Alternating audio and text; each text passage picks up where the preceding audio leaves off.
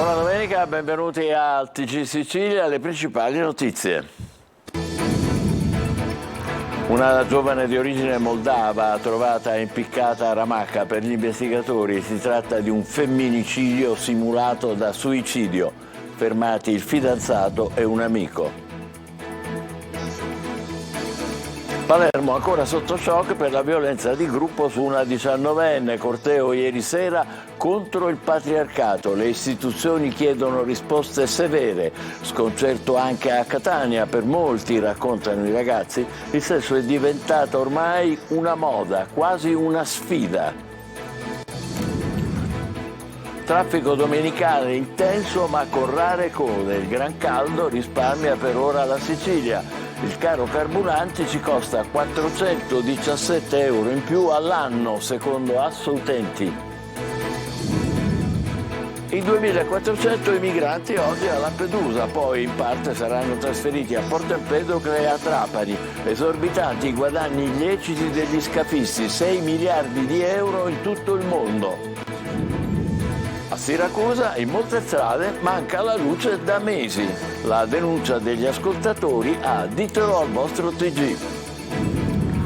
Spalti pieni, applausi al Teatro Antico di Taormina per La Tosca di Puccini. I Baustelle a Catania inneggiano con successo a Elvis, il re del rock and roll. Calcio di Carmine è ufficialmente un giocatore del Catania. Il nuovo attaccante ha firmato un biennale e ha assistito al test match che i rossazzurri hanno perso con il Ragusa.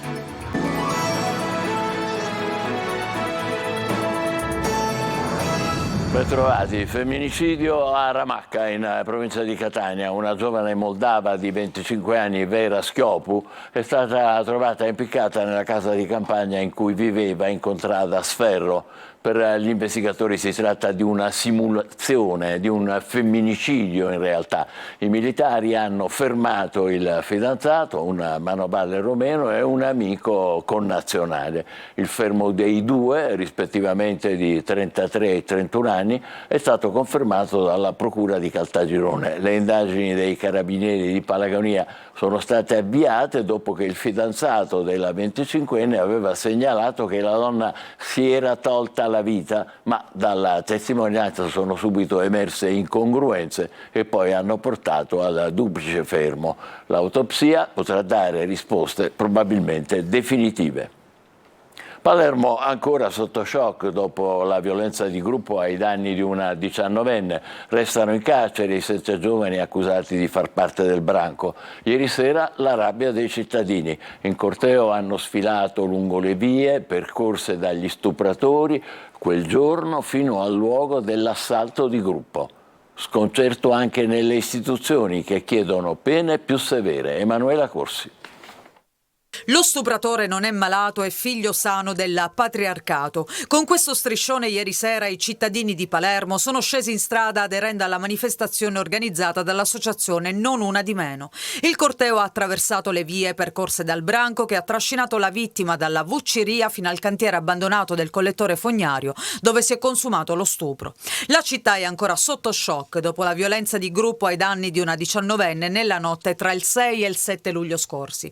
Una notte da incubo, raccontata dalla stessa vittima, che ha portato all'arresto di 7 giovani, uno dei quali all'epoca dei fatti minorenne. Sui social, ma anche in piazza, adesso la rabbia dei cittadini e di una comunità ferita da quanto accaduto, che vuole pene esemplari, senza sconti ed attenuanti, ed interventi urgenti da parte delle istituzioni. Il presidente Schifani in una nota chiede, pur essendo garantista, che in presenza di reati di allarme sociale in cui la prova è acquisita in modo inoppugnabile, occorrerebbe allungare o raddoppiare i termini della carcerazione preventiva. Anche il sindaco La Galla interviene dalle pagine di Repubblica e annuncia che a settembre verrà costituito un comitato per l'ordine e la sicurezza con al centro questo tema. Il primo cittadino aggiunge che bisogna inasprire le sanzioni per reati come stupro e femminicidio. Intanto i 7 ragazzi verranno interrogati domani in tribunale dal GIP di Palermo. Sono tutti accusati di violenza di gruppo. Secondo il giudice, 2 dei 4 finiti in manette venerdì scorso, dopo che altri 3 erano stati arrestati il 3 agosto, avevano pensato di punire la vittima per farle rimangiare la denuncia di stupro. Una volontà che si somma alle minacce fatte e arrivare alla ragazza affinché non rivelasse quanto accaduto quella notte di luglio al Foro Italico. Dopo aver fatto ubriacare la giovane durante una serata trascorsa nei locali della Movida, nel mercato storico della Vucciria, l'avrebbero trascinata a forza in una zona isolata nei pressi del Foro Italico. Uno di loro ha anche ripreso lo stupro e lo ha condiviso prima di cancellarlo dallo smartphone. Dopo la violenza, il branco ha abbandonato la vittima per strada ed è andata a mangiare in una rosticceria sul lungomare. La violenza di Palermo obbliga a riflettere sui giovani, sui loro comportamenti. Oggi i ragazzi hanno una concezione assai distorta del sesso, colpa anche dei modelli del porno in rete. Il sesso è diventato una sfida, una moda, lo dicono loro stessi, intervistati a Catania da Eva Spampinato. Al giorno d'oggi, diciamo, rispetto ad anni fa è cambiato tutto. Il sesso è diventata una pure merce? Sì. Ormai non è più vista come quella cosa che la fai magari con una persona che ami, ormai è divertimento, è un gioco. La gente, diciamo, è più, siccome non riesce più ad appropriarsi con le persone, cerca un metodo diverso. Ad approcciarsi? Sì. E quindi si fa forte del gruppo? Sì. Il sesso inteso come una merce, una performance da consumare da soli, ma anche in gruppo e in modo violento, come si vede nei video porno di cui la rete è strapiena. Una concezione assai distorta dell'atto sessuale e dell'approccio ad un partner, uomo o donna che sia, che prende spunto da film, programmi TV, social network. Vedere magari scene ovviamente finte e magari persone, ragazzi o anche ragazze, perché per carità pensano che può essere vero avere magari atti violenti, perché ci sono anche video magari violenti, finti, e quindi magari pensano che è giusto che ci siano queste cose, ma in realtà che sia la normalità. Esatto, ma non è normale perché sappiamo tutti che è tutto finto. Cambiano la concezione sul sesso, sulla realtà del sesso, cioè sono tutte cose finte. Ecco da dove parte la nuova educazione sessuale dei giovani, da Pornhub e simili. Purtroppo sono già cresciuto che questo mondo distorto della sessualità è la nuova realtà, purtroppo, sì. Voglio credere che davvero la normalità non sia questa, però. Si filmano pure e poi condividono i video come se fosse normale. Forse non percepiscono nemmeno il fatto che stiano commettendo un reato, altrimenti non diffonderebbero le prove della loro colpevolezza. La prendono molto alla leggera. Fanno magari finta di non capire quello che fanno in modo di non sentirsi in colpa. Il branco questa volta ha colpito a Palermo, ma casi di cronaca simili in cui a violentare una ragazza sono giovani definiti per bene fanno capire che non è una questione di degrado socio-familiare, ma di una nuova tendenza. Loro pensano che quello sia l'unico modo di fare sesso, oppure uno dei tanti. Senti, ma cerchiamo di essere sinceri, quando uscite o anche quando parlate tra di voi, ti capita di sentire di ragazzi che dicono guarda stasera facciamo ubriacare qualcuno? Sì, capita. Gli animali del branco, presi da soli, risultano maschi estremamente fragili con una bassa autostima.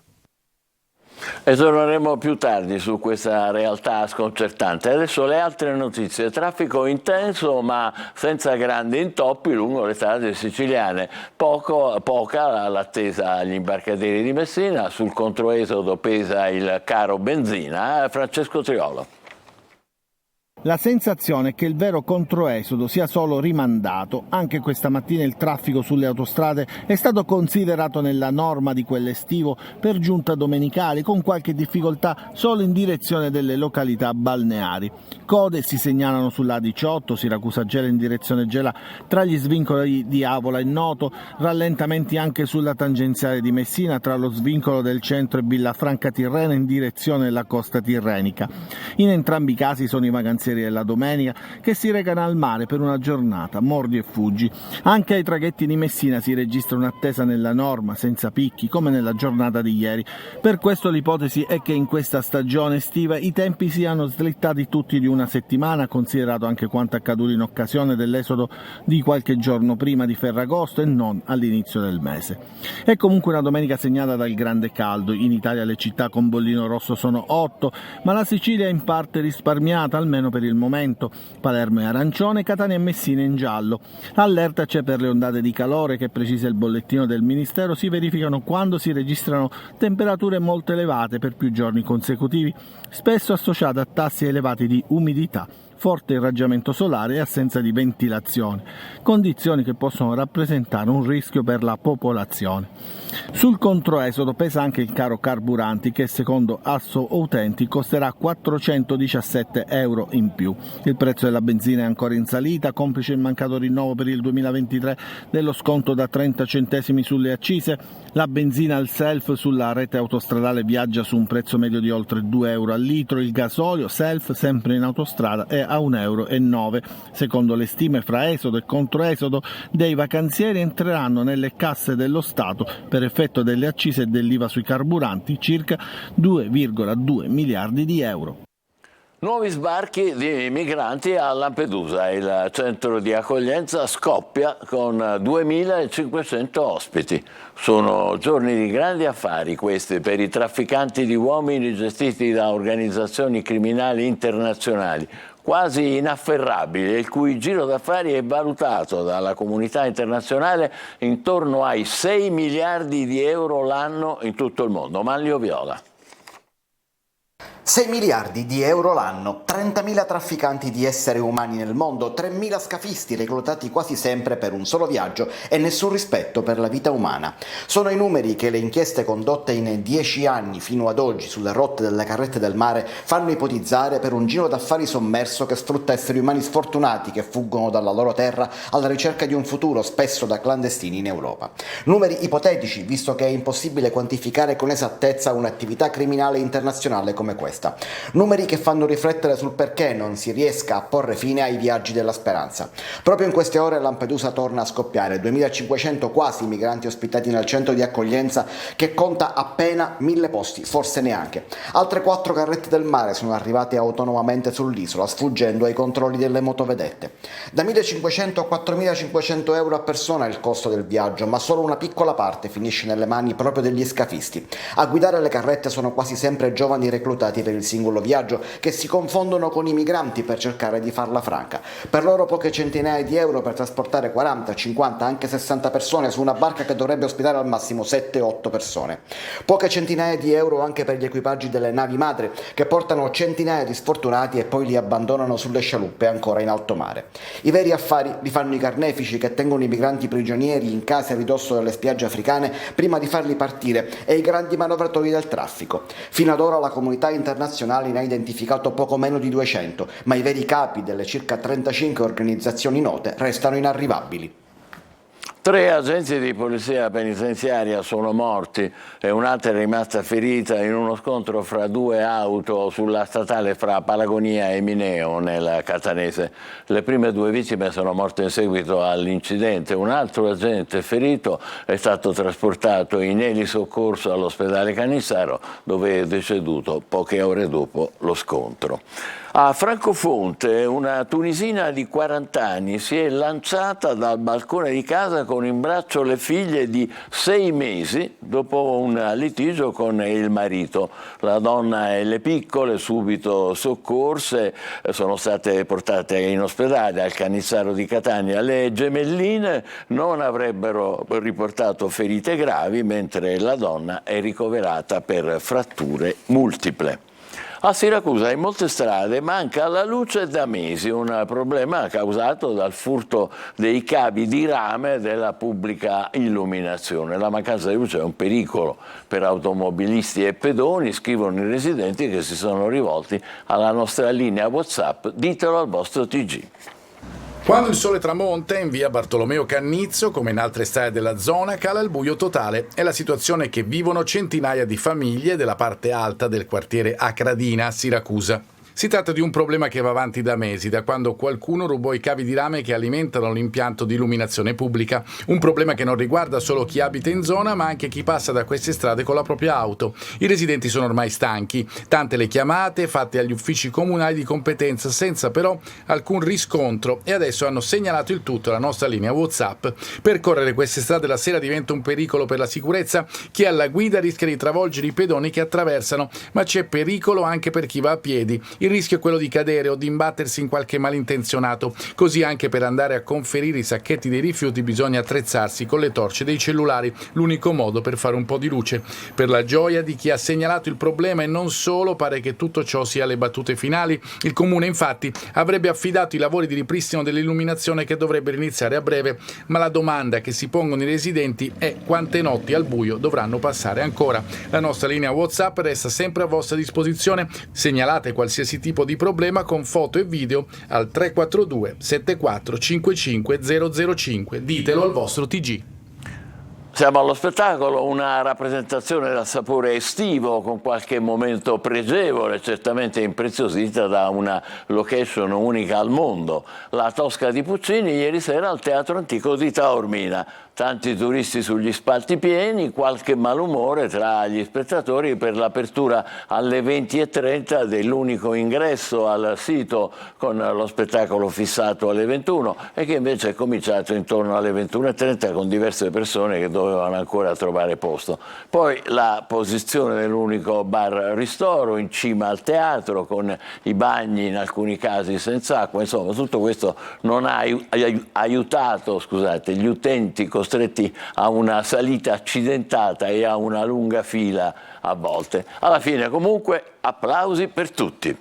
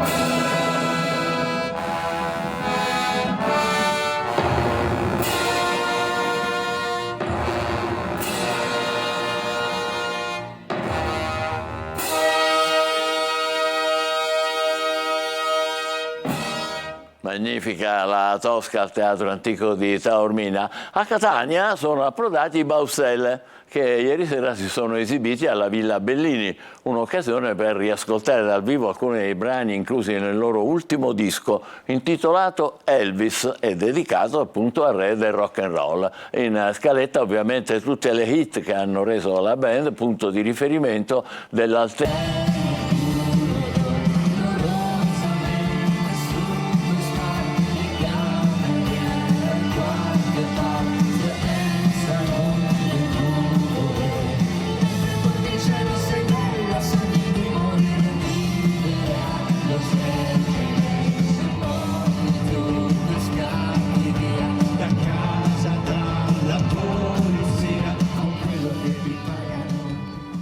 I Baustelle alla Villa Bellini di Catania. Adesso facciamo una breve pausa, tra poco per il calcio, le prime immagini di Di Carmine in rosso-azzurro. State con noi.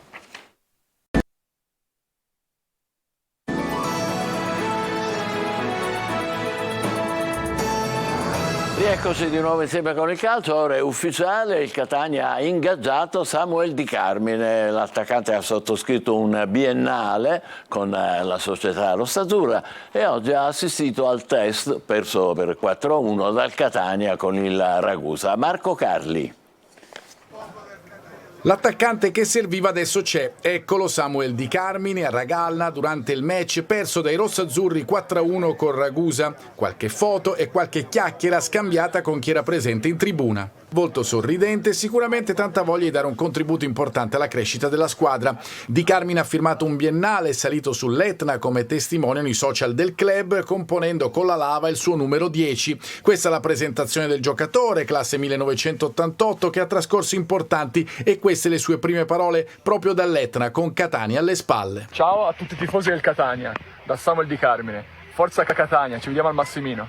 Nelle competizioni professionistiche ufficiali il neorosso-azzurro ha collezionato fin qui 120 reti, 8 delle quali nell'arco delle 22 gare disputate in A nel 2019-2020 con il Verona. La sua carriera l'abbiamo evidenziata già quando il suo ingaggio era diventato certo nei giorni scorsi: 347 presenze, 83 gol in B e 36 presenze e 14 reti in C con la Juve Stabia. Importanti numeri, viste anche le difficoltà affrontate dal Catania in attacco nelle ultime uscite amichevoli. I test lasciano il tempo che trovano, ma si deve lavorare in tal senso. Di Carmine non resterà l'ultimo arrivo della società di Pelligra. Lunedì infatti è atteso in città anche Quaini e poi è probabile che arrivi un centrocampista e forse un altro attaccante, con Dubickas fra i giocatori sondati. Lunedì è anche il giorno della presentazione della campagna abbonamenti. Gli ultimi arrivi faranno da traino per una passione, quella dei tifosi etnei, che è comunque già riconosciuta da sempre. Il Palermo guarda avanti dopo il pari del San Nicola con il Bari. I rosanero sabato osserveranno un turno di riposo per via delle vicende giudiziarie che stanno interessando il campionato di Serie B. E intanto è fatta per il difensore Lund. Marco Ullà. Brucia ancora la mancata vittoria in casa del Bari. Il Palermo probabilmente lo ricorderà ancora per un po' di non essere tornato vittorioso dalla San Nicola, pur giocando in 11 contro 9. Bari in 8 addirittura negli ultimi minuti, se si considera l'infortunio di Menes. Eppure è mancato il gol, sono mancate le azioni offensive, è mancato il gioco. Cantiere aperto, vero, ma dopo una preparazione intensa e articolata ci si aspettava di più, anche se la squadra è comunque soddisfatta. Dobbiamo dire la verità che abbiamo giocato pure contro una grandissima squadra e che non ci ha messo in difficoltà tanto, però siamo stati bravi noi a tenerla occupata in fase difensiva. Però siamo contenti di quello che abbiamo fatto e andiamo avanti. Per il Palermo adesso turno di sosta, visto che sabato avrebbe affrontato Brescia o Reggina, impegnata ancora in aule di tribunale per l'ammissione EBI. Rosanero che giovedì giocheranno un amichevole contro i maltesi del Melita allo stadio Barbera. Mercato fatta per il terzino danese Lund, a breve si aggregherà ai suoi nuovi compagni. Con il suo arrivo finisce la telenovela di mercato legata alla fascia sinistra. Il Palermo, con la mancata conferma di Sale Masciangelo e l'infortunio di Aurelio, ha momentaneamente giocato con Ceccaroni adattato.